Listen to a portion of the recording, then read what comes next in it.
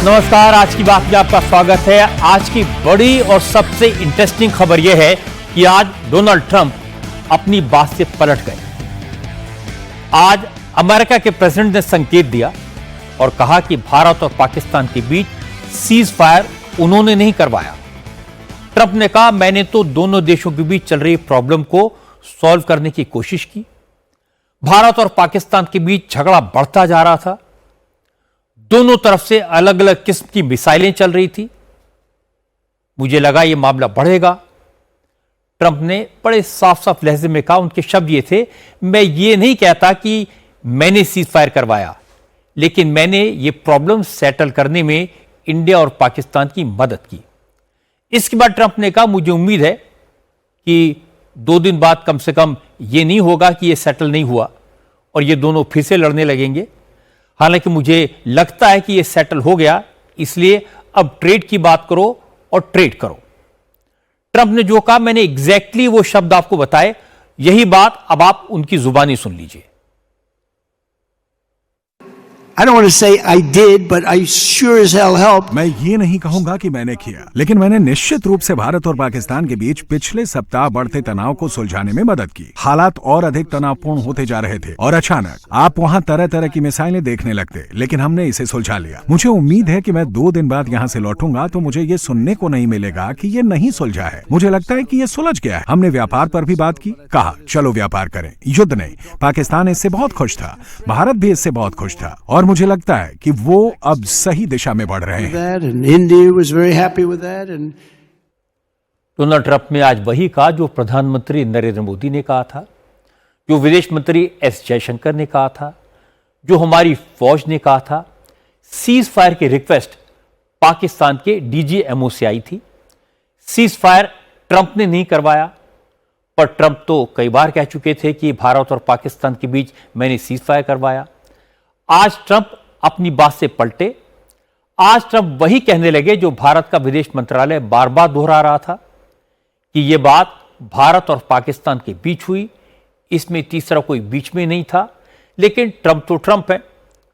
उन्होंने तो यह भी कहा था कि भारत और पाकिस्तान के बीच कश्मीर का मसला 1000 साल से चला आ रहा है और वो इसमें मीडिएट करने को तैयार हैं। भारत की तरफ से कई बार यह कहा जा चुका है कि जम्मू कश्मीर का इशू बायलैटरल है और पाकिस्तान बार बार दूसरे देशों के पास जाता है, मीडिएशन चाहता है, लेकिन भारत को किसी तीसरे मुल्क की जरूरत न पहले थी, न अब है और न आगे होगी। जहां तक सीज फायर का सवाल है, जब ट्रंप ने यह दावा किया तो भारत सरकार को कोई फर्क नहीं पड़ा, लेकिन हमारे यहां कांग्रेस को मसाला मिल गया। ऑपरेशन सिंदूर को लेकर कांग्रेस और तो कुछ नहीं कर पाई, न कुछ कह पाई। बार बार कांग्रेस के नेता यह पूछते रहे कि मोदी जवाब दें, क्या ट्रंप ने प्रेशर डाला था, क्या वो ट्रंप से डर गए, क्या सीज फायर ट्रंप के कहने पर हुआ। मोदी ने कोई जवाब नहीं दिया, पर आज ट्रंप ने खुद एक्सप्लेन कर दिया। प्रेसिडेंट ट्रंप ने ही कह दिया कि सीज फायर मैंने नहीं करवाया। जब उन्होंने सीज फायर करवाया नहीं तो फिर डरने की और प्रेशर की बात कहां से आई। अब सवाल यह है कि भारत और पाकिस्तान के बीच सीज फायर कब तक बना रहेगा।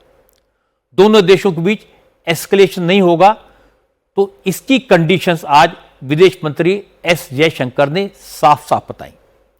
आज भारत ने पाकिस्तान को 2 टूक लफ्जों में बता दिया कि पाकिस्तान को भारत के साथ रिलेशन नॉर्मल करने के लिए क्या क्या करना होगा।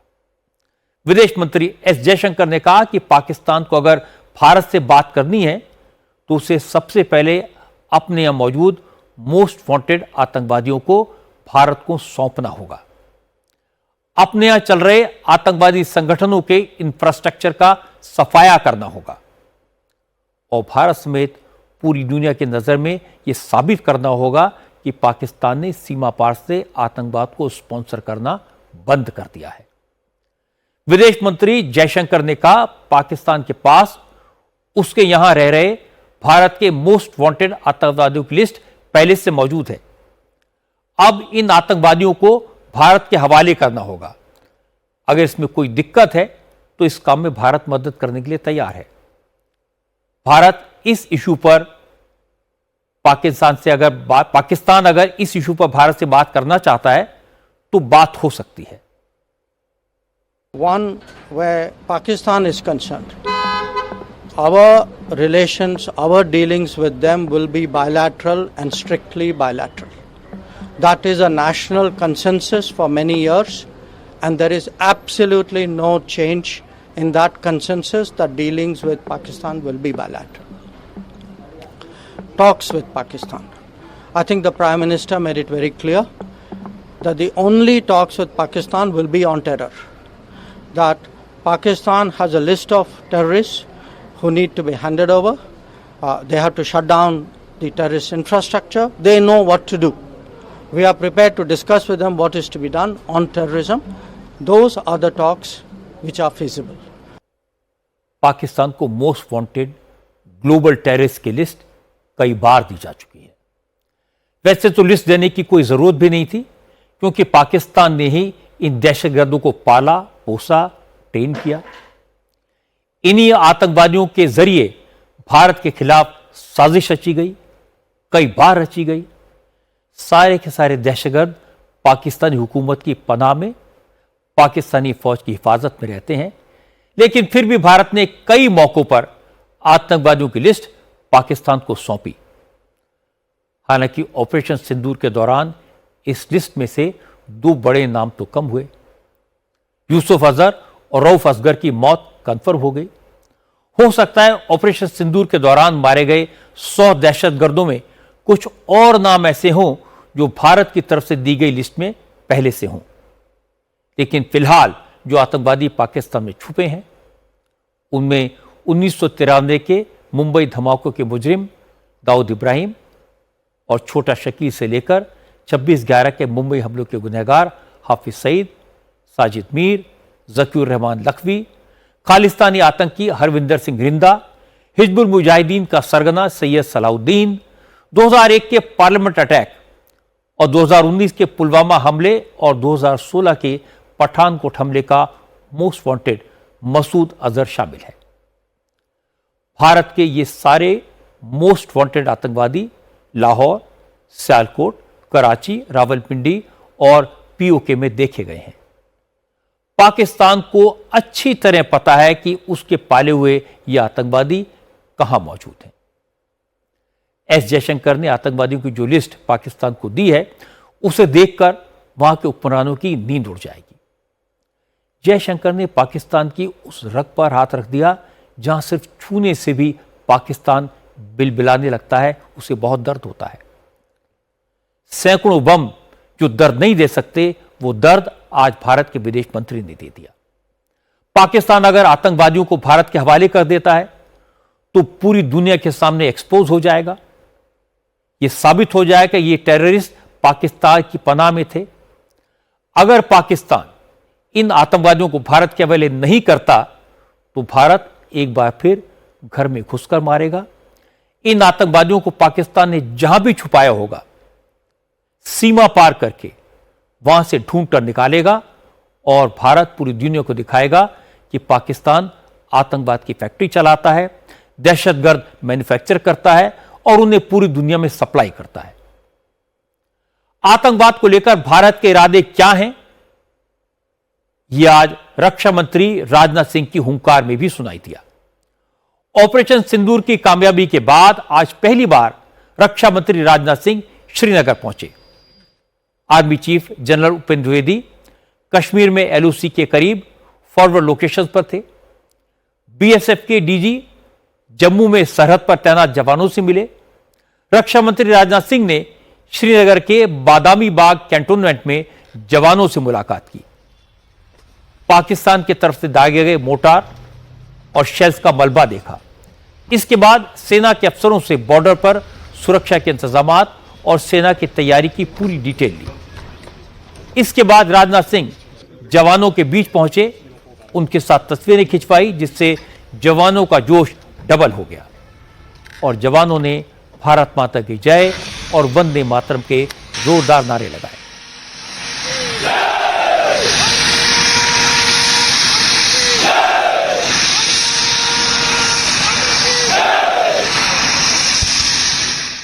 राजनाथ सिंह ने कहा वो रक्षा मंत्री के तौर पर नहीं, एक पोस्टमैन की तरह जवानों के बीच आए हैं। हमारे बहादुर जवानों के लिए देश के 140 करोड़ों का सलाम लेकर आए हैं। राजनाथ सिंह ने कहा कि ऑपरेशन सिंदूर के दौरान हमारी सेनाओं का पराक्रम पूरी दुनिया ने देखा। हमारी फौज ने पाकिस्तान को 23 मिनटों में घुटनों पर ला दिया। रक्षा मंत्री ने कहा कि पाकिस्तानी दहशतगर्दों ने हमारे मस्तक पर वार किया, हमने सामने से पाकिस्तान के सीने पर वार किया। दहशतगर्दों ने बेगुनाह लोगों को धर्म देखकर मारा, भारत ने पाकिस्तान को उसका कर्म देखकर मारा। यही नया भारत है। आज भारत ने पूरी दुनिया को यह साफ कर दिया है, यह स्पष्ट कर दिया है कि आतंकवाद के खिलाफ हम किसी भी हद तक जा सकते हैं। हम आमतौर पर युद्ध के समर्थक कभी नहीं रहे, लेकिन स्थितियां जब इतनी विकट हो जाएं, जब देश की संप्रभुता पर आक्रमण होने लगे, तो जवाब देना यह आवश्यक हो जाता है। आतंकियों ने भारतीयों को धर्म पूछकर देखकर मारा, धर्म पूछकर मारा, तो हमने आतंकियों को उनका कर्म देखकर मारा है। उन्होंने धर्म देखकर बेगुनाहों की जान ली, यह पाकिस्तान का कर्म था। हमने कर्म देखकर उनका खात्मा किया, यह हमारा भारतीय धर्म है। उन्होंने भारत के माथे पर वार किया, हमने उनकी छाती पर वार किया है और छाती पर घाव किया है। पाकिस्तान के जख्मों का इलाज इसी बात में है कि वह भारत विरोधी और आतंकवादी संगठनों को पनाह देना बंद करे और अपनी जमीन का इस्तेमाल भारत के खिलाफ किसी भी सूरत में न होने दे। इसके बाद राजनाथ सिंह ने कहा कि प्रधानमंत्री नरेंद्र मोदी साफ साफ बता चुके हैं, अब भारत परमाणु बम की धमकियों के प्रेशर में आने वाला नहीं है। अब अगर आतंकवादी हमला हुआ तो इसे एक्ट ऑफ वॉर माना जाएगा और इससे भी तगड़ा जवाब मिलेगा, जैसे अभी मिला है। राजनाथ सिंह ने कहा, यह तो क्लियर हो गया कि पाकिस्तान गैर जिम्मेदार मुल्क है, दुनिया की शांति के लिए खतरा है, इसलिए अब पाकिस्तान के परमाणु हथियारों को इंटरनेशनल एटॉमिक एनर्जी एजेंसी की निगरानी में ले लिया जाना चाहिए। के खिलाफ भारत की प्रतिज्ञा कितनी कठोर है, इसका पता इसी बात से चलता है कि हमने उनके न्यूक्लियर ब्लैकमेल की भी परवाह नहीं की है। पूरी दुनिया ने देखा है कि कैसे गैर जिम्मेदाराना तरीके से पाकिस्तान द्वारा भारत को अनेक बार एटमी धमकियां दी गई हैं। आज श्रीनगर की धरती से मैं पूरी दुनिया के सामने यह सवाल उठाना चाहता हूं कि क्या ऐसे गैर जिम्मेदार और रोग नेशन के हाथों में परमाणु हथियार सुरक्षित हैं? मैं दुनिया के सामने यह सवाल खड़ा करना चाहता हूं। मैं मानता हूं कि पाकिस्तान के एटमी हथियारों को IAEA international atomic energy agency की निगरानी में लिया जाना चाहिए। मैं यह कहना चाहूंगा और साफ तौर पर कहना चाहूंगा। राजनाथ सिंह ने मौके पर चौका मारा, सही टारगेट सेलेक्ट किया। ऑपरेशन सिंदूर के दौरान पाकिस्तान ने बार बार न्यूक्लियर अटैक की धमकी दी थी, लेकिन हमारी एयरफोर्स ने 23 मिनट के लिए पाकिस्तान के पूरे एयर डिफेंस सिस्टम को जाम किया, फिर उसके एयरबेस तबाह किए और फिर पाकिस्तान के न्यूक्लियर इंस्टॉलेशंस के दरवाजे पर मिसाइल्स दागी।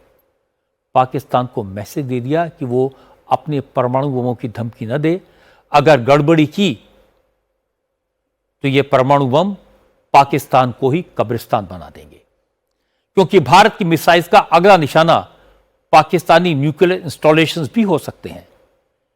इससे पाकिस्तान डरा और भागकर अमेरिका के दरवाजे पर मदद के लिए गुहार लगाई। इसके बाद ही पूरी दुनिया में इस बात की चर्चा है कि पाकिस्तान न्यूक्लियर पावर होने के लायक नहीं है। उसके परमाणु बम आतंकवादियों के हाथों में जा सकते हैं। अगर बच गए और फिर भारत में कुछ गड़बड़ हुई तो भारत इन्हें निशाना बना सकता है। इससे पूरी दुनिया को खतरा होगा। इसीलिए आज राजनाथ सिंह ने कहा कि अब IAEA को पाकिस्तान के न्यूक्लियर बमों को अपनी निगरानी में ले लेना चाहिए। आज पाकिस्तान पर भारत के अटैक को लेकर एक और नई जानकारी सामने आई। भारत ने पाकिस्तान के एयरबेसेस को टारगेट करने के लिए 15 ब्रह्मोस मिसाइल्स दागी थी। ब्रह्मोस फायर करने से पहले भारतीय फोर्सेज ने पाकिस्तान के एयर डिफेंस को गच्चा देने के लिए डमी एयरक्राफ्ट भेजे थे। ये एयरक्राफ्ट बिना पायलट के थे और इन्हें इस तरह कैमोफ्लेज किया गया था जिससे पाकिस्तान को यह लगे कि ये भारत के असली एयरक्राफ्ट हैं। जब इन डमी एयरक्राफ्ट ने पाकिस्तान के एयर डिफेंस को एंगेज कर लिया, तब भारत ने ब्रह्मोस से पाकिस्तान के 11 एयर बेसिस पर सटीक निशाना लगाया और तबाही मचा दी। हालांकि पाकिस्तान मानने को तैयार नहीं है। पाकिस्तान के नेता बड़ी बेशर्मी के साथ अपनी हार को जीत बता रहे हैं। पाकिस्तान के तमाम फौजी ठिकानों को ध्वस्त करने का दावा कर रहे हैं। लेकिन आज दुनिया के बड़े बड़े इंटरनेशनल मीडिया ऑर्गेनाइजेशंस ने ये लिखा, ये माना कि इंडियन फोर्सेस के ऑपरेशन सिंदूर ने पाकिस्तान की एयरफोर्स की कमर तोड़ दी, पाकिस्तान को बुरी तरह पीटा, इतने जख्म दिए जिससे उबरने में पाकिस्तान को कई बरस लग जाएंगे। और इसके पक्के सबूत हैं। वॉशिंगटन पोस्ट ने लिखा है कि भारत के हमले में पाकिस्तान के कम से कम 6 एयरफील्ड बुरी तरह तबाह हो गए। वॉशिंगटन पोस्ट ने लिखा कि पाकिस्तान पर भारत का यह हमला पिछले कई दशकों का सबसे बड़ा अटैक है। इस अखबार ने कहा कि 2 दर्जन से ज्यादा सैटेलाइट तस्वीरों को एनालाइज करने के बाद यह पता चला कि 1971 के युद्ध के बाद पहली बार भारत ने पाकिस्तान को इतना भारी नुकसान पहुंचाया है। वॉशिंगटन पोस्ट के मुताबिक भारत के हमले में पाकिस्तान के नूर खान एयरबेस, सरगोदा के मुशर्रफ एयरबेस, रहीम यार खान के शेख जायद एयरपोर्ट, भुलारी एयरबेस, जकोबाबाद के शहबाज एयरबेस और सखर एयरबेस को हुए नुकसान का अंदाजा सैटेलाइट इमेजेस के जरिए आसानी से हो रहा है। वॉशिंगटन पोस्ट ने लिखा है, भुलारी में पाकिस्तान के टोही विमान साप 2000 का हैंगर पूरी तरह तबाह हो गया। कल मैंने आपको international defence expert Tom Cooper की बात सुनवाई थी। टॉम कूपर ने भी यही कहा था कि भोलारी में भारत ने पाकिस्तान के एवॉक्स विमान के हैंगर में दाखिल होते ही अटैक किया था। अमेरिका की एक और बड़े अखबार न्यूयॉर्क टाइम्स की बात आपको बताता हूं। न्यूयॉर्क टाइम्स ने आज मान लिया कि इस युद्ध में भारत ने पाकिस्तान को भारी नुकसान पहुंचाया। न्यूयॉर्क टाइम्स ने लिखा है, भोलारी एयरबेस पाकिस्तान की कमर्शियल कैपिटल कराची से सिर्फ 100 किलोमीटर दूर है और वहां पर अटैक करके भारत ने पाकिस्तान को बता दिया कि उसकी इकोनॉमी को किस तरह नुकसान पहुंचाया जा सकता है।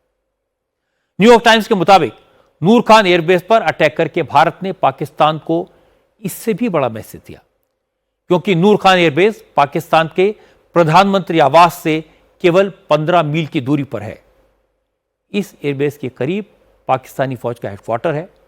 नूर खान एयरबेस पर पाकिस्तान के एटमी हथियार की निगरानी करने वाली स्ट्रेटेजिक प्लानिंग डिवीजन भी तैनात है। न्यूयॉर्क टाइम्स ने कहा है कि भारत के हमले के बाद पाकिस्तान को रहीम यार खान का एयरपोर्ट बंद करना पड़ा। सरगोदा के मुशर्रफ बेस के दोनों रनवे भारत ने तबाह कर दिए। न्यूयॉर्क टाइम्स ने लिखा कि भारत ने पाकिस्तान को जो जख्म दिए उसके सबूत तो पूरी दुनिया के सामने हैं, लेकिन पाकिस्तान ने जो बड़े बड़े दावे किए उनका कोई सबूत दिखाई नहीं दिया। न्यूयॉर्क टाइम्स ने यह भी लिखा, हो सकता है भारत को हल्का फुल्का नुकसान हुआ हो, लेकिन इस बात के पक्के सबूत हैं कि पाकिस्तान को जबरदस्त मार पड़ी। Defence expert retired air marshal P K. Srivastava ने कहा, न्यूयॉर्क टाइम्स का यह लिखना बड़ी बात है, क्योंकि न्यूयॉर्क टाइम्स को तो हमेशा पाकिस्तान की वकालत करते देखा गया है, और अगर न्यूयॉर्क टाइम्स पाकिस्तान में बर्बादी की बात कबूल कर रहा है तो यकीन करना चाहिए कि इससे कई गुना ज्यादा तबाही पाकिस्तान में हुई होगी। इंटरनेशनल मीडिया तस्दीक कर रहा है, बहुत अच्छी बात है, तस्दीक कर रहा है। न्यूयॉर्क टाइम्स में तो आ ही गया है कि जो पाकिस्तान क्लेम कर रहा है वो गलत है, जबकि न्यूयॉर्क टाइम्स को हम लोग इस्लामाबाद टाइम्स भी कहते हैं, क्योंकि वो ज़्यादातर उन्हीं की बातें कहते हैं। तो जहाँ तक इंटरनेशनल मीडिया तस्दीक कर रहा है, जानना चाहता है, उसकी सैटेलाइट पिक्चर्स हैं, वो कंफर्म कर सकते हैं कि कहाँ हुआ, कैसे हुआ, क्यों हुआ, तो उसकी तो हमें इस वक्त कोई विशेष चिंता करनी नहीं चाहिए। भारत ने अपने आप को एक सक्षम, संयमी और सशक्त राष्ट्र के रूप में पेश किया है। पाकिस्तान की सेना जिहादियों के साथ मिली हुई है और वो जिहादी सेना बन चुकी है, ये सबसे बड़ा संदेश गया है। दूसरा संदेश ये गया है, जो उससे भी बड़ा है, कि पाकिस्तान का जो न्यूक्लियर ब्लफ है वो सामने आ गया है। बात सिर्फ न्यूयॉर्क टाइम्स या वॉशिंगटन पोस्ट की नहीं है। दुनिया के बड़े बड़े डिफेंस एक्सपर्ट और डिफेंस एनालिस्ट सबूतों के साथ ये दावा कर चुके हैं कि भारत की फौज ने पाकिस्तानी फौज का कच्चूमर निकाल दिया। भारत ने एक बार फिर पाकिस्तान को औकात दिखा दी, सैन्य ताकत में अपनी सुप्रीमेसी एक बार फिर साबित कर दी। कल मैंने आपको टॉम कूपर की बात सुनवाई थी। आज पेंटागन के एक फॉर्मर ऑफिसर माइकल रूबिन ने भी इस युद्ध में भारत की जीत पर मोहर लगाई। माइकल रूबिन ने कहा, भारत ने मिलिट्री फ्रंट पर तो जीत हासिल की है, डिप्लोमेटिक फ्रंट पर भी भारत ने पाकिस्तान को कहीं का नहीं छोड़ा।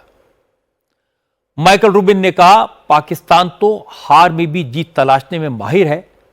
हर बार जंग में हारने के बाद पाकिस्तान यही करता है, लेकिन इस बार सबूत इतने पक्के हैं कि पाकिस्तान की बात पर कोई यकीन नहीं करेगा। Well, India won this, both diplomatically and militarily. The reason why India won diplomatically is all attention is now on Pakistan's terror sponsorship. The fact that Pakistani officers in uniform attended the funeral of terrorists shows that there is no differentiation between a terrorist and a member of the ISI or the Pakistani armed forces. Militarily, Pakistan is shocked. Look, I'm a historian by training, and that means I get paid to predict the past. And one thing that we can say with certainty is that Pakistan has started every single war with India and yet convinced itself that somehow it has won. It's going to be very difficult for Pakistanis to convince themselves that they won this 4-day war. और इसके बाद विदेश मंत्री S Jaishankar ने कहा, भारत ने सारे सबूत दे दिए, पुख्ता सबूत दे दिए, हमारी सेनाओं का पराक्रम पूरी दुनिया ने देख लिया, अब और कुछ ज्यादा कहने की जरूरत नहीं है। जयशंकर ने कहा कि 7 मई को भारत ने सिर्फ पाकिस्तान में मौजूद आतंकी अड्डों को तबाह किया था, फिर पाकिस्तान को संदेश भी भेजा था कि भारत का पाकिस्तान से कोई झगड़ा नहीं है, लेकिन पाकिस्तान ने सुना नहीं, भारत पर हमला करने की नाकाम कोशिश की, तो ऐसा जवाब दिया कि पाकिस्तान की फौज सीज फायर चिल्लाने लगी। जयशंकर ने कहा कि पाकिस्तान ने 7 मई को भारत के मैसेज का जवाब नहीं दिया था, लेकिन 10 मई के जबरदस्त हमले के बाद पाकिस्तान की अकल ठिकाने आ गई। On the ceasefire, what you call ceasefire, we call cessation of firing and military action. We achieved, the goals which we set out to do by destroying the terrorist infrastructure in Bahawalpur, Muridke, Muzaffarabad and other places. So after that, I think since the key goals were achieved, I think we reasonably took the position because even at that start, at the start of the operation, we had sent a message to Pakistan saying we are striking at terrorist infrastructure, we are not striking at the military, so the military has an option of standing out and not interfering in this process. They chose not to take that good advice. Now, once they got hit as badly as they did on the morning of May 10th, and all of you have seen the today the satellite pictures which actually bring out very graphically how much damage we did. By the way, the satellite pictures also bring out how little damage they did. So these pictures I think will tell you what a hit they took, and the same people who are not willing to stand down on 7th May were willing to talk and stand down on the 10th of May. It is very clear who wanted the cessation of firing. बड़ी बात यह है कि New York times और Washington post जैसे अखबारों ने पाकिस्तान की अच्छी खासी धुलाई की है, उनके झूठ को एक्सपोज किया है। इन अखबारों का रोल पिछले कई साल से एंटी मोदी और एंटी इंडिया रहा है, इसलिए यह खास है। ऑपरेशन सिंदूर के बाद पहले 2 दिन न्यूयॉर्क टाइम्स, रॉयटर्स और वॉल स्ट्रीट जर्नल में जितने आर्टिकल छपे वो पाकिस्तानी फौज को हीरो बता रहे थे। जांच की तो पता चला ये सारे के सारे आर्टिकल्स पाकिस्तानी राइटर्स ने लिखे थे। ये पाकिस्तानी राइटर्स ये साबित करने में लगे हुए थे कि पाकिस्तानी एयरफोर्स ने भारत को बहुत नुकसान पहुंचाया, कई एयरबेस तबाह कर दिए। लेकिन ये झूठ ज्यादा दिन नहीं चल पाया। जब भारतीय सेना ने डिजिटल प्रूफ दिए, तस्वीरें दिखाई, जिन एयरबेसेस को नुकसान पहुंचाने का पाकिस्तान दावा कर रहा था उन्हें लाइव दिखाया और यह भी दिखा दिया कि एयर डिफेंस सिस्टम का कुछ नहीं बिगड़ा, सब कुछ इंटैक्ट है, तो वेस्टर्न मीडिया को होश आया। ये सबूत ऐसे थे जिन्हें कोई डिनाई नहीं कर सकता था। अब पिछले 3 दिन से सारे अखबार पलट गए, सारे कमेंटेटर पलट गए। अब ये सब बता रहे हैं कि कैसे इंडियन एयरफोर्स ने पाकिस्तान के एयर डिफेंस सिस्टम को और एयरफील्ड को तबाह कर दिया।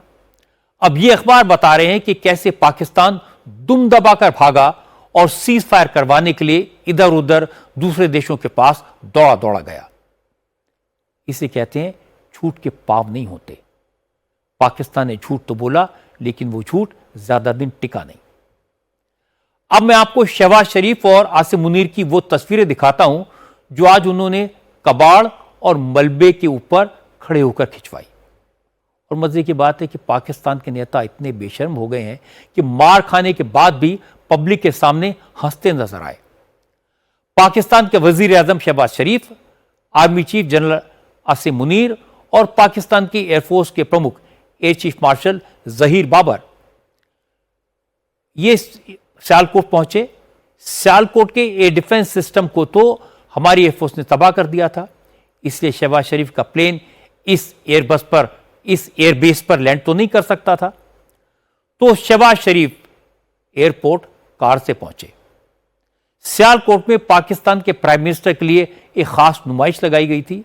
इसमें भारत के 3 ड्रोन्स का मलबा रखा गया था। इसी मलबे पर खड़े होकर उन्होंने बड़ी शान से तस्वीरें खिंचाई। लेकिन मैं आपको बता देता हूं, ये वही कामिकाजे ड्रोन्स थे जिनसे भारत ने 8 मई को पाकिस्तान पर हमला किया था। पाकिस्तान का दावा है कि उसने भारत के ड्रोन मार गिराए थे, लेकिन पूरी दुनिया जानती है कामिकाजे ड्रोन सुसाइडल ड्रोन होते हैं। ये दुश्मन के ठिकाने पर अटैक करते हैं और अपने आप वहीं गिर जाते हैं। लेकिन शहबाज शरीफ और जनरल आसिम मुनीर इन सुसाइडल ड्रोन्स का मलबा दिखाकर अपनी पीठ ठोक रहे हैं।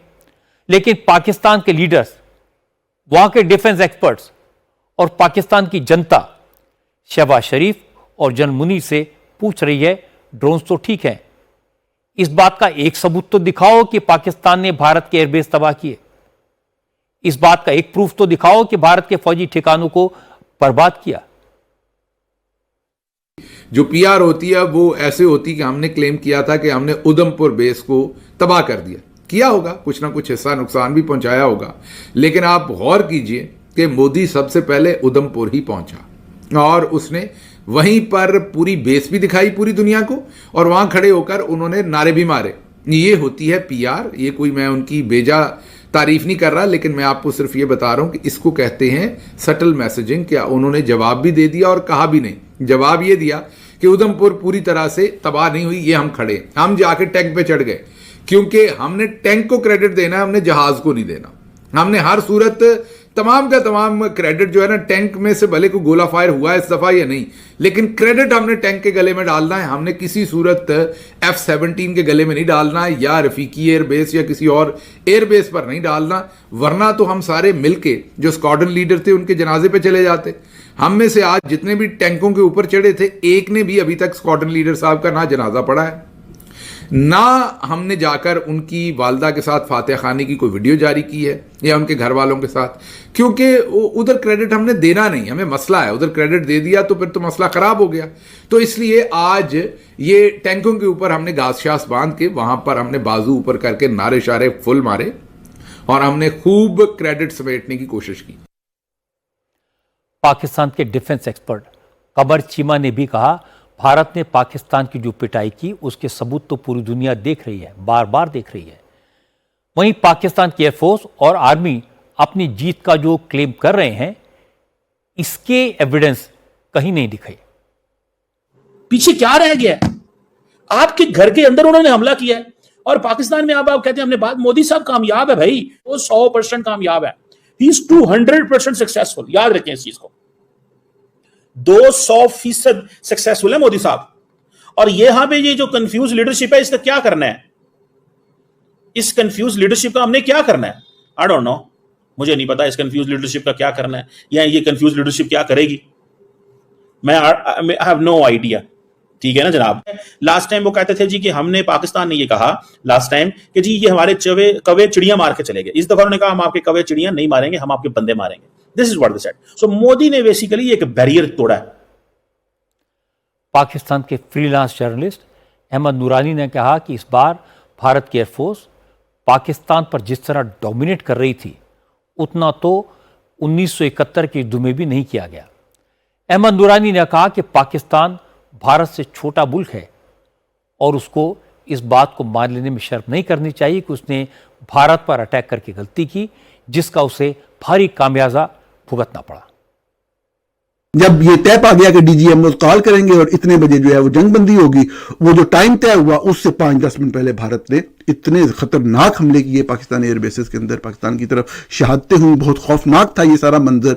और मैं आपको बताऊं कि जिस तरीके से ये देखें, ये हकीकत जो है, आप इसके ऊपर खुदा के लिए मैं आपसे कह रहा हूं, बजाय किसी के ऊपर इल्जाम लगाने के, किसी की हुब्बल वतनी में शक करने के, खुदा का खौफ करें, पढ़ें, इसको समझें कि ये भारत ने जिस तरीके से अपनी वो दिखाई है सुपेरियरिटी और जारियत की है, जो उस वक्त आखिरी लम्हे पे, उसके बाद जो एक उसको बढ़तरी हासिल हुई है। 1971 के अंदर भी ये बढ़तरी नहीं थी, ये याद रखिएगा। 1971 के अंदर पाकिस्तान की एयरफोर्स रिस्पॉन्ड नहीं कर सकी थी, लोगों को नहीं पता इस बात का।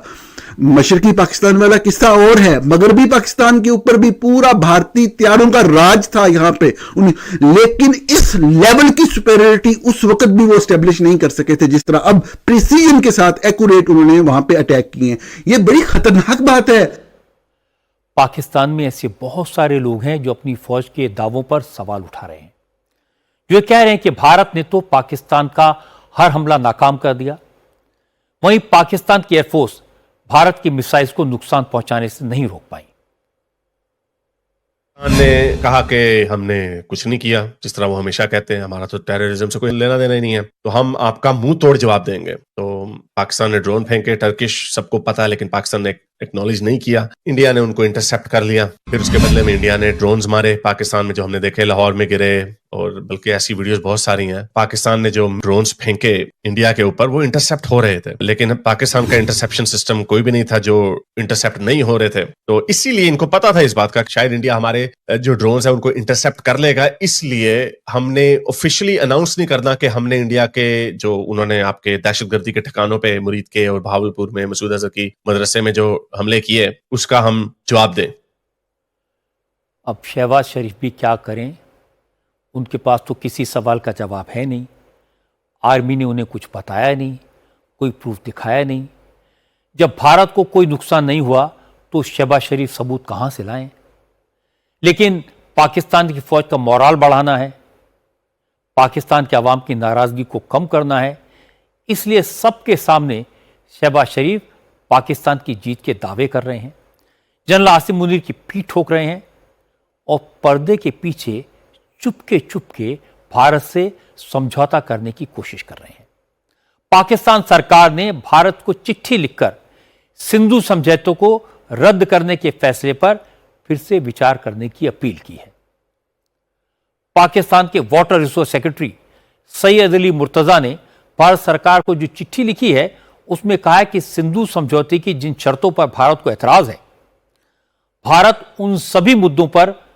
पाकिस्तान उन सभी मुद्दों पर भारत से बात करने के लिए तैयार है, लेकिन भारत इस समझौते को रद्द करने के फैसले पर फिर से विचार करे। अब पाकिस्तान का डबल गेम देखिए, दो मुहापन। एक तरफ शहबाज शरीफ सिंधु समझौते पर बातचीत के लिए भारत से गुहार लगाने वाली चिट्ठी भेज रहे हैं, दूसरी तरफ पब्लिक के सामने टैंक पर खड़े होकर चिल्ला रहे हैं कि अगर भारत ने नदियों का पानी रोका तो पाकिस्तान इसे बर्दाश्त नहीं करेगा और वाकई में खून और पानी साथ साथ नहीं बहेंगे। अगर आपने हमारा पानी बंद करने का सोचा भी तो फिर वो रेड लाइन है, फिर वाकई खून और पानी फिर इकट्ठा नहीं बहेगा। पानी का जो हमारा हक है वो ये कड़ियल, ये कौम के सजीले जवान वो अपनी बहादुरी और जुर्रत से और कुर्बानियों से वो पानी का हक पूरी तरह उसको रिट्रेट करेंगे और उसको मौजूद सूरत हाल में उसी तरह कायम रखेंगे। मैं आपको एक मरतबा फिर कहता हूं कि पानी के मामले के ऊपर वाटर ट्रीटी 1960 की, वाटर ट्रीटी 1960 की, इसके ऊपर कभी सोचना भी ना। कश्मीर का जो एक डिस्प्यूटेड जो इशू है उसको अक़वाम मुत्तहिदा की करारदादों के मुताबिक आए हल करें। इस खत्ते में तरक्की और खुशहाली की दाई है और इस हवाले से मैं ये भी कहूंगा कि टॉक फॉर ट्रेड बिल्कुल, लेकिन not in isolation, it has to be a comprehensive dialogue. Shahbaz Sharif कह रहे हैं कि वाटर ट्रीटी के बारे में सोचना भी मत, लेकिन भारत ने तो सोच लिया, कर भी दिया, सिंधु समझौतों को अबेंस में रख दिया। शहबाज शरीफ की इन बेकार की बातों का कोई जवाब नहीं है। मैं आपको सुनवाता हूं विदेश मंत्री एस जयशंकर ने क्या कहा और इन सारे मामलों को एक्सप्लेन कर दिया। जयशंकर ने कहा कि भारत ने सिंधु समझौता सस्पेंड कर दिया है और ये ट्रीटी तब तक बहाल नहीं होगी जब तक पाकिस्तान आतंकवादी संगठनों का सफाया नहीं करेगा। जयशंकर ने कहा कि भारत का स्टैंड बिल्कुल क्लियर है, पाकिस्तान से बात होगी तो सिर्फ पीओके के मुद्दे पर होगी, आतंकवाद को खत्म करने के इशू पर होगी। Water issues have been raised. Again, you all know, and I re-emphasize, the Cabinet Committee on Security and the government, obviously, was very clear that the Indus Waters Treaty is held in abeyance and will be continued to be held in abeyance until cross-border terrorism by Pakistan is credibly and irrevocably stopped. So, sometimes the Kashmir issue has been brought up. Again, the only thing which remains to be discussed on Kashmir is the vacation of illegally occupied Indian territory in Pakistan occupied Kashmir. We are open to discussing that with Pakistan. अब पाकिस्तान की बेशर्मी का एक और सबूत देखिए। S Jaishankar ने कहा पाकिस्तान से पीओके पर बात होगी, तो पाकिस्तान की सरकार ने इसे भी अपनी जीत बताया। पाकिस्तान के रक्षा मंत्री ख्वाजा आसिफ जब मुंह खोलते हैं पाकिस्तान के लिए मुसीबत पैदा करते हैं। उन्होंने कहा भारत अगर पीओके पर भी पाकिस्तान से बात करेगा तो ये भी पाकिस्तान की जीत है, क्योंकि अब तक तो भारत यही कहता था पाकिस्तान से कोई बात नहीं होगी। कि चाहे वो आधे पे माने हैं या पूरे पे माने हैं, इट डजंट मैटर। वो कश्मीर के ऊपर जो है जो नॉन नेगोशिएबल उन्होंने डिक्लेयर किया होता उसको जेरे बहस तो लाएंगे ना। चाहे वो हमारा हिस्सा मांगेंगे, जब हमारा हिस्सा जो इंडिपेंडेंट है वो मांगेंगे, और या फिर वो लाजमी तौर पे फिर हमारा भी उसी तरह हक हो जाएगा कि हम जो उनके पास है उसको भी हम मांगेंगे। तो ये एक क्या कहते हैं, एक रास्ता तो खुलेगा ना। चाहे वो रास्ते का स्टार्ट जो है उनकी डिमांड से हुआ है, लेकिन एक issue which according to India was dead, closed and shut case हो गया हुआ था, उसको वो आज जो है मैं समझता हूं कि ये बहुत बड़ी कामयाबी है हमारी। ये पाकिस्तान के रक्षा मंत्री हैं। इन्हीं ख्वाजा आसिफ से जब भारत को हुए नुकसान के सबूत मांगे गए थे तो ये जनाब कह रहे थे सोशल मीडिया पर देख लो।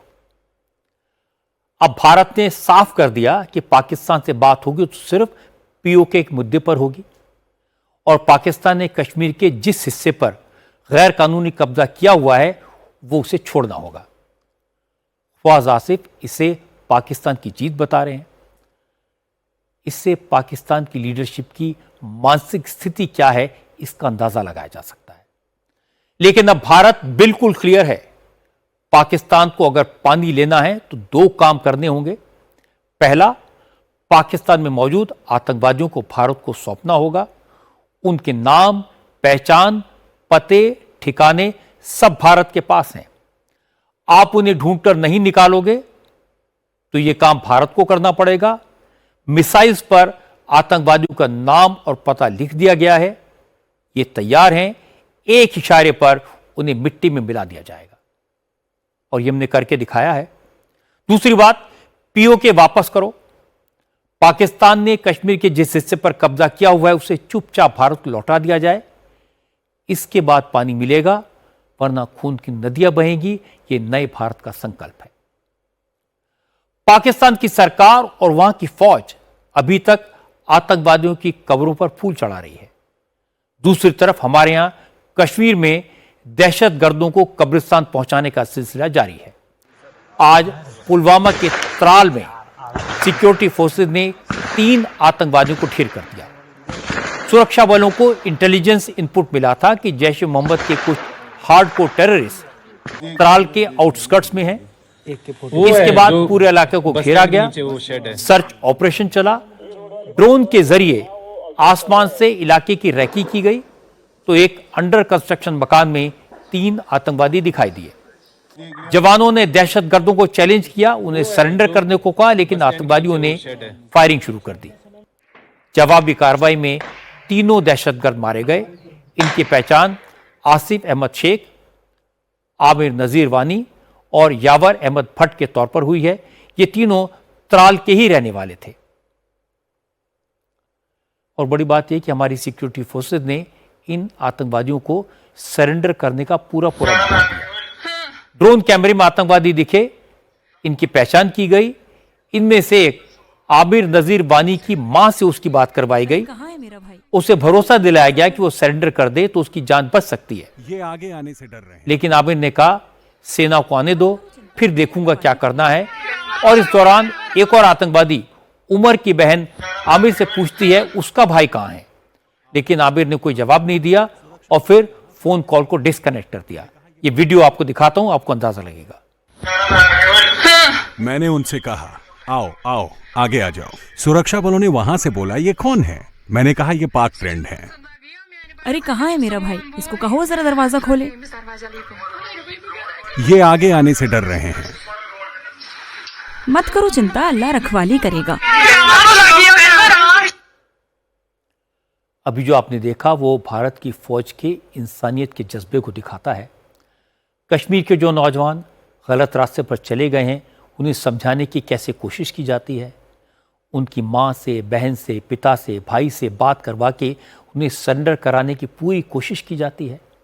कई बार इसमें सफलता मिलती है, नौजवानों की जान बच जाती है। लेकिन जो नौजवान पाकिस्तान से ट्रेनिंग लेकर आते हैं, उन्हें समझाना मुश्किल होता है। और आज पुलवामा में यही देखने को मिला। ऑपरेशन सिंदूर के दौरान टर्की ने पाकिस्तान का खुलकर साथ दिया, तो सब जानते हैं। आज एक बार फिर टर्की के प्रेसिडेंट रिसेप तैयब एर्दोगन ने एक बार फिर कहा, टर्की अच्छे और बुरे वक्त में पाकिस्तान के साथ खड़ा है। एर्दोगन ने ट्विटर पर लिखा, ब्रदर शहबाज शरीफ, तुर्की पाकिस्तान दोस्ती जिंदाबाद। तुर्की के प्रेसिडेंट के इस रुख पर जाहिर है भारत में लोग बहुत नाराज हैं। लोगों ने टर्की के प्रोडक्ट्स का बॉयकॉट शुरू कर दिया है। कल मैंने आपको डिटेल में इसके बारे में बताया था। आज भारत सरकार ने भी टर्किश कंपनियों के खिलाफ एक्शन शुरू कर दिया। Bureau of civil aviation security ने राष्ट्रीय सुरक्षा का हवाला देकर टर्किश कंपनी सेलेबी का सिक्योरिटी क्लियरेंस रद्द कर दिया। सेलेबी 2008 से देश के 9 एयरपोर्ट्स पर अलग अलग एयरलाइंस के लिए ग्राउंड हैंडलिंग का काम करती है। सेलेबी हर साल भारत में 58,000 फ्लाइट्स और 5,40,000 टन कार्गो मैनेज करती है। भारत से इस कंपनी की करोड़ों की कमाई है, लेकिन अब इसका बोरिया बिस्तर बांध दिया गया है। भारत के इस फैसले का सीधा नुकसान टर्की के प्रेसिडेंट एर्दोगन की फैमिली को होगा, क्योंकि सेलेबी एर्दोगन के दामाद की कंपनी है। कंपनी में एर्दोगन की बेटी भी पार्टनर है। टर्की के खिलाफ भारत सरकार का यह पहला कदम था, लेकिन टर्की के खिलाफ पूरे देश में लोग अपने अपने हिसाब से कड़ा मैसेज देने की कोशिश कर रहे हैं। जेएनयू, जामिया, कानपुर यूनिवर्सिटी और हैदराबाद की मौलाना आजाद यूनिवर्सिटीज ने टर्की की यूनिवर्सिटीज के साथ सारे एमओयू रद्द कर दिए हैं। टर्की से फ्रूट्स, ड्राई फ्रूट्स और मार्बल इंपोर्ट करने वाले व्यापारियों ने ऑर्डर कैंसिल कर दिए हैं। इसकी डिटेल मैंने आपको कल दी थी।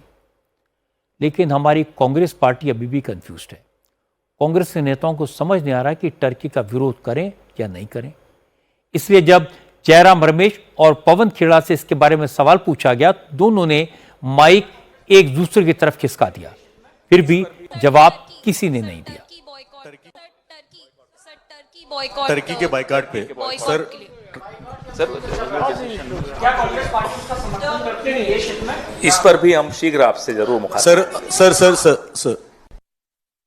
सर बॉयकॉट का एक ट्रेंड चल रहा है। दो देशों को खासतौर पर उनकी चीजों को वहां जाना आना उन पर बॉयकॉट, क्या कांग्रेस पार्टी उसका समर्थन करती है? पहले सवाल का जवाब मैं दूंगा, दूसरे का मेरे वरिष्ठ साथी देंगे।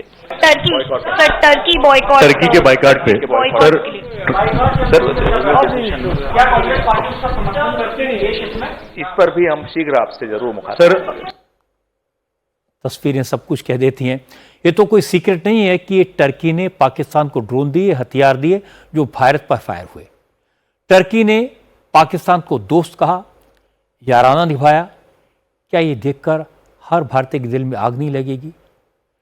टर्की के खिलाफ बोलने से किसी को कोई प्रॉब्लम नहीं हुई, पर आपने देखा कि कांग्रेस के नेता टर्की के नाम से भाग रहे हैं। जब टर्की का सवाल पूछा गया तो माइक एक दूसरे की तरफ खिसका रहे थे, सिर्फ इसलिए कि टर्की के खिलाफ बोलने से कहीं मुसलमान नाराज ना हो जाएं, कहीं वोट हाथ से ना फिसल जाएं। कांग्रेस के ये प्रवक्ता सच बोलने से घबराते हैं और पार्टी में कोई अगर सच बोले तो उसके पीछे पड़ जाते हैं। इस वक्त की एक बड़ी खबर आपको बता दूं, अमेरिकी खुफिया एजेंसी FBI ने यूएस मिलिट्री एस्टेब्लिशमेंट पर हमले की साजिश को नाकाम कर दिया है। FBI के डायरेक्टर काश पटेल ने इसकी डिटेल शेयर की है। काश पटेल ने बताया कि ISIS से जुड़े अम्मार अब्दुल माजिद मोहम्मद नाम के 19 साल के आरोपी ने हमले की प्लानिंग की थी। उसका इरादा अमेरिकी सेना के tank, automotive and armament command में मास शूटिंग करने का था। वो अंधाधुंध गोलीबारी करना चाहता था, लेकिन हमले से पहले ही उसे गिरफ्तार कर लिया गया। अमेरिकी सेना का यह कमांड सेंटर मिशिगन में है और अम्मार अब्दुल माजिद भी मिशिगन के मिल्विनडेल इलाके में रहता है। अमेरिका को एक बार फिर से एहसास हो गया होगा कि आतंकवाद का खतरा कितना बड़ा है और इससे पूरी दुनिया को कैसे मिलकर लड़ने की जरूरत है। और यह भी समझने की जरूरत है कि आतंकवाद एक्ट ऑफ वॉर होता है जो भारत ने डिक्लेयर किया है। आतंकवाद का मुकाबला जंग की तरह ही किया जाना चाहिए। भारतीय सेना के अफसर और देश की बहादुर बेटी कर्नल सोफिया कुरैशी पर कंट्रोवर्शियल बयान देने वाले मध्य प्रदेश सरकार के मंत्री विजय शाह को आज सुप्रीम कोर्ट ने जबरदस्त फटकार लगाई। विजय शाह इस मामले में अपने खिलाफ दर्ज FIR को रद्द कराने के लिए सुप्रीम कोर्ट पहुंचे थे, लेकिन chief justice of India justice BR Gavai ने विजय शाह के बयान पर नाराजगी जताते हुए कहा, आप मंत्री हैं, संवैधानिक पद पर बैठे हैं, लेकिन फिर भी किस तरह के बयान दे रहे हैं, कैसी भाषा का इस्तेमाल कर रहे हैं? क्या यह किसी मंत्री को शोभा देता है? विजय शाह के वकील ने सुप्रीम कोर्ट में कहा, विजय शाह के बयान का गलत मतलब निकाला गया। उनकी मंशा किसी को अपमानित करने की नहीं थी और विजय शाह ने जो कुछ कहा उसके लिए उन्होंने माफी भी मांग ली है, इसलिए फिलहाल FIR दर्ज करने पर रोक लगाई जाए। लेकिन सुप्रीम कोर्ट ने FIR दर्ज करने पर रोक लगाने से इनकार कर दिया। सुप्रीम कोर्ट इस मामले पर कल फिर सुनवाई करेगा। मध्य प्रदेश के मुख्यमंत्री बड़ी शान से बता रहे थे उन्होंने FIR दर्ज कर ली है, लेकिन FIR दर्ज करने का आदेश तो हाई कोर्ट ने दिया था। सरकार ने उसका पालन करके कौन सा तीर मार लिया? सवाल यह है कि जिस विजय शाह ने भारतीय सेना का अपमान किया, देश की बहादुर बेटी का अपमान किया, उनके खिलाफ सरकार ने और पार्टी ने क्या एक्शन लिया? वो कौन सी मजबूरी है जो 8 बार के MLA के खिलाफ एक्शन लेने से रोक रही है? क्योंकि ऐसी एक मजबूरी आज समाजवादी पार्टी के सामने भी आई। समाजवादी पार्टी के नेता राम गोपाल यादव ने इसी तरह का कारनामा किया और पार्टी ने कुछ नहीं किया। रामगोपाल यादव ने विंग कमांडर व्योमिका सिंह के लिए जाति सूचक शब्दों का इस्तेमाल किया। असल में मुरादाबाद में एक पब्लिक मीटिंग में रामगोपाल ने विजय शाह के बयान का जिक्र किया और साथ साथ उन्होंने कर्नल सोफिया कुरैशी की साथी व्योमिका सिंह पर बेसिर पैर का कमेंट किया, जो मैं आपको पूरा नहीं सुनवा सकता, कुछ हिस्सा आपका सुनवा देता हूं। मैं आपको बता दूं कि दिव्या सिंह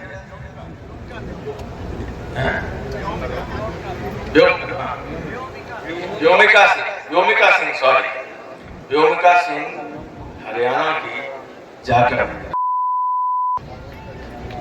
और एयर मार्शल भारती पूर्णिया के यादव हैं। तो तीनों तो पीडीए के थे। एक को मुसलमान समझ के गाली दी, एक को राजपूत समझ के कुछ नहीं किया और भारती के बारे में जानकारी नहीं थी। और जब पेपर में आ गया तब ये सोचने को विवश है कि अब क्या करें। रामगोपाल यादव प्रोफेसर हैं। व्योमिका सिंह का नाम तो नहीं मालूम था, लेकिन उनकी जाति पता थी, पता करके आए थे। ये शर्मनाक है। रामगोपाल यादव के बयान सामने आते ही यूपी के मुख्यमंत्री योगी आदित्यनाथ ने उन्हें आड़े हाथों लिया। योगी आदित्यनाथ ने कहा कि सेना की वर्दी जातिवादी चश्मे से नहीं देखी जाती। भारतीय सेना का हर सैनिक राष्ट्र धर्म निभाता है, न किसी जाति या मजहब का प्रतिनिधि होता है। योगी ने कहा कि समाजवादी पार्टी के राष्ट्रीय महासचिव द्वारा एक वीरांगना बेटी को जाति की परिधि में बांधना न केवल उनकी पार्टी की संकुचित सोच का प्रदर्शन है, बल्कि सेना के शौर्य और देश की अस्मिता का भी घोर अपमान है। ये वही मानसिकता है जो तुष्टीकरण और वोट बैंक की राजनीति में राष्ट्रभक्ति तक को बांटने का दुस्साहस करती है। इस विकृत जातिवादी सोच को जनता फिर जवाब देगी। जाति के आधार पर हमारी वीरांगना का अपमान कर समाजवादी पार्टी ने अपनी नीच मानसिकता और महिला विरोधी सोच को उजागर करने का काम किया है। जाति के आधार पर लोगों का बांटना समाजवादी पार्टी का पुराना सगल रहा है, इसमें कुछ भी नया नहीं है।